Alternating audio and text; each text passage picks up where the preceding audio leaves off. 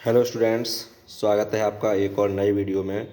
तो चलिए आज हम इस वीडियो में बात करेंगे कुछ महत्वपूर्ण अनेक शब्दों के लिए एक शब्द के बारे में। तो इस वीडियो में हम बहुत ही फास्ट रिवीजन करेंगे, बहुत ही फास्ट। लगभग 50 शब्द हैं जो अनेक शब्दों के लिए एक शब्द हैं। तो 50 सेंटेंस हैं, 50 वाक्य हैं। उन्हें हम केवल 10 मिनट में तैयार करेंगे, 10 मिनट में कंप्लीट करेंगे। तो चलिए बिना देरी किए हुए शुरू करते हैं इस वीडियो को और देखते हैं कि इस वीडियो में कौन कौन से वो शब्द दिए हुए हैं जो बहुत ही महत्वपूर्ण हैं, बहुत ही इम्पोर्टेंट हैं यूपी पुलिस परीक्षा के लिए। तो देखिए, इसमें पहला ही दिया हुआ है अपने देश से दूसरे देश में सामान जाना। अपने देश से दूसरे देश में सामान जाना तो उसे क्या कहा जाता है? तो उसे कहा जाता है निर्यात। अपने देश से जो दूसरे देश में सामान जाता है उसे निर्यात कहते हैं। और दूसरे देश से अपने देश में आता है तो उसे क्या कहते हैं? उसे आयात कहते हैं। उसे आयात कहते हैं। अपनी हत्या स्वयं करते हैं, जो अपनी हत्या स्वयं कर लेता है उसे क्या कहा जाता है? उसे कहा जाता है आत्महत्या। अपनी हत्या स्वयं करने को आत्महत्या कहा जाता है। अवसर के अनुसार बदल जाने वाला व्यक्ति का कहा जाता है अवसरवादी कहा जाता है। अवसर के अनुसार जो बदल जाता है वो व्यक्ति अवसरवादी कहलाता है। नेक्स्ट देखते हैं, अपना हित चाहने वाला, अपना हित जो चाहता है वो स्वार्थी कहलाता है। अपना हित चाहता है वो स्वार्थी कहलाता है। अपने देश से प्यार करने वाला देशभक्त कहलाता है। अपने देश से प्यार करने वाला देशभक्त कहलाता है। अपने देश के साथ विश्वासघात करने वाला द्रोही कहलाता है। अपने देश से जो विश्वासघात करता है उसे देशद्रोही कहते हैं, वो देशद्रोही कहलाता है। आगे, अनुचित बात के लिए आग्रह। किसी भी जो बात उचित ना हो, अनुचित बात हो और उस अनुचित बात के लिए जो आग्रह किया जाता है उसे दुराग्रह कहा जाता है। उसे कहते हैं दुराग्रह कहते हैं उसे। अगला देखते हैं, अपने पद से हटाया हुआ। अपने पद से, जिस व्यक्ति को अपने पद से हटा दिया जाता है उसे कहते हैं पदच्युत। पदच्युत यानी उसके पद से अलग कर देना, उसके पद से अलग कर देना या उसके पद से हटा देना, तो उसे कहा जाता है पदच्युत। अपने को पंडित मानने वाला। अपने को पंडित मानने वाला, कोई व्यक्ति जो अपने आप को पंडित मानता है तो उसे क्या कहेंगे? उसे कहेंगे पंडितम मन्य। उसे कहेंगे पंडितम मन्य, पंडितम मन्य कहेंगे उसे। अपनी इच्छा से दूसरों की सेवा करने वाला। अपनी इच्छा से जो दूसरों की सेवा करता है उस व्यक्ति को हम कहते हैं स्वयं सेवक। जो व्यक्ति अपनी इच्छा से दूसरे की सेवा करता है उसे कहा जाता है स्वयं सेवक। अनुकरण करने योग्य, कोई भी चीज़, कोई भी बात, कोई भी शब्द, कोई भी चीज़ जो अनुकरण करने योग्य है तो उसे कहेंगे अनुकरणीय। वो चीज़ अनुकरणीय है, उसका अनुकरण कर सकते हैं, अनुकरणीय है। अगला है हमारा, विवाहित पत्नी से, अपनी विवाहित पत्नी से उत्पन्न पुत्र। अपनी विवाहित पत्नी से उत्पन्न पुत्र को कहा जाता है औरस पुत्र। औरस पुत्र, औरस पुत्र।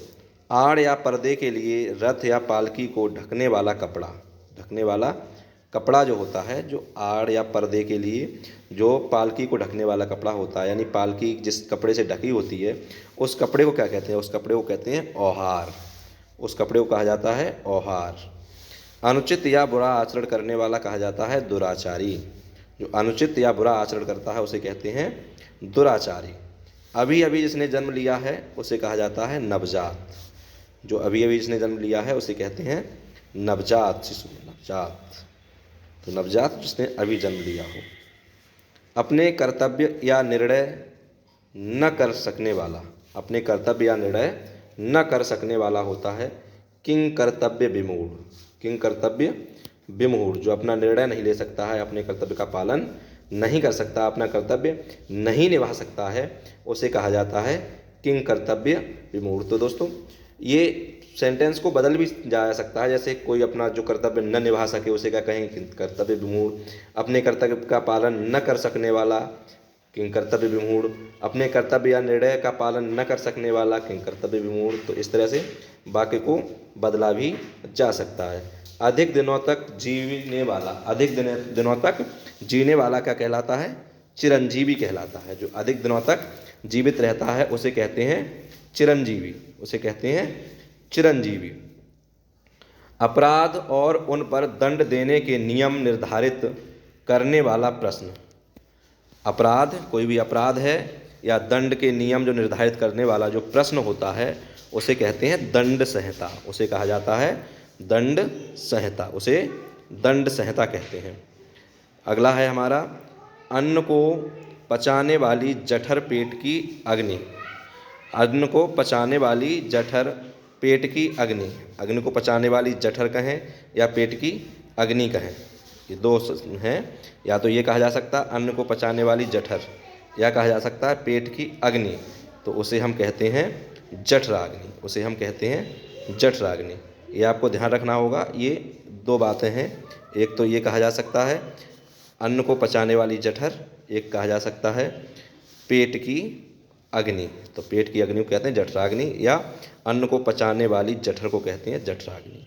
ये ध्यान रखना है, ये बहुत ही महत्वपूर्ण है।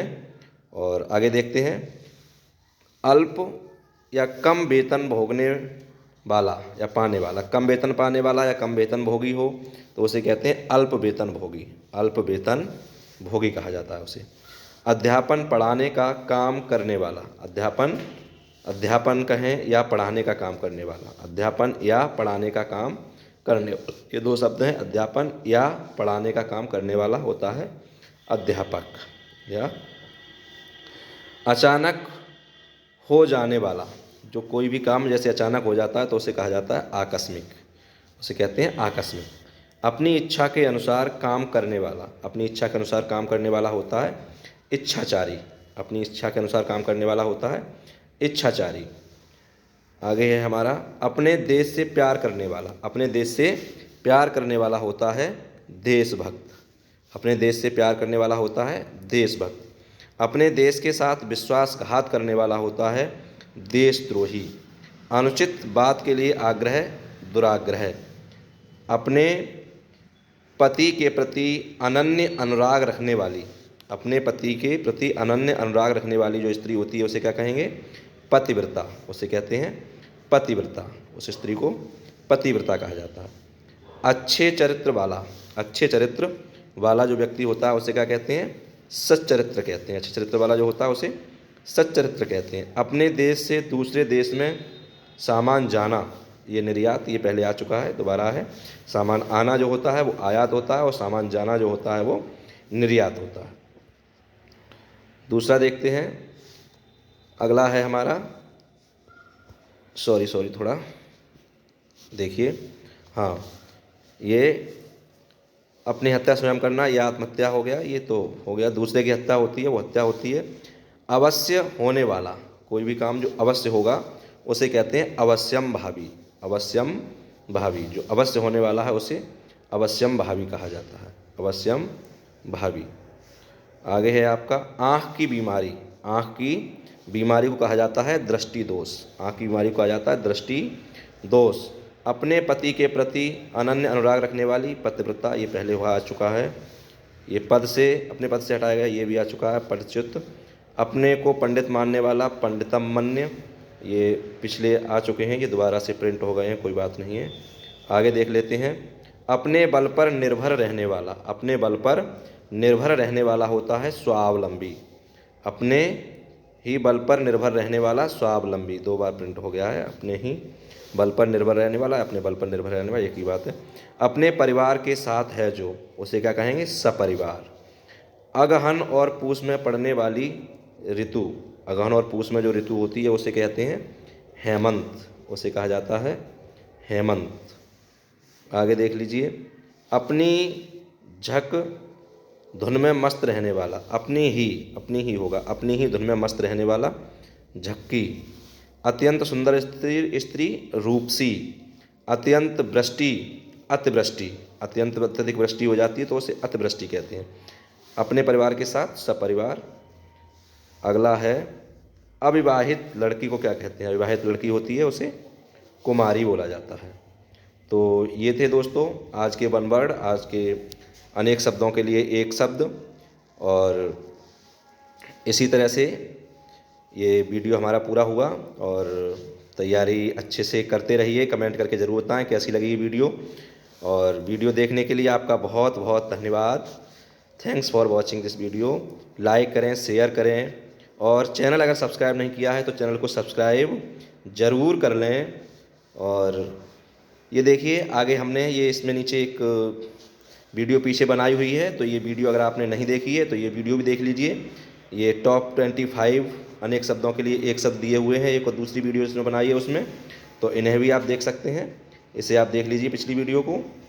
और बहुत ही सुंदर सा ये फूल आपके लिए यहाँ पर भेंट कर रहा हूँ मैं। ऐसे ही फूल की तरह मुस्कुराते रहें। और 2 लाइनें सुन लीजिए। उम्र थका नहीं सकती, ठोकरें गिरा नहीं सकती। उम्र थका नहीं सकती, ठोकरें गिरा नहीं सकती। अगर जिद हो जीतने की तो परिस्थितियाँ भी हरा नहीं सकती।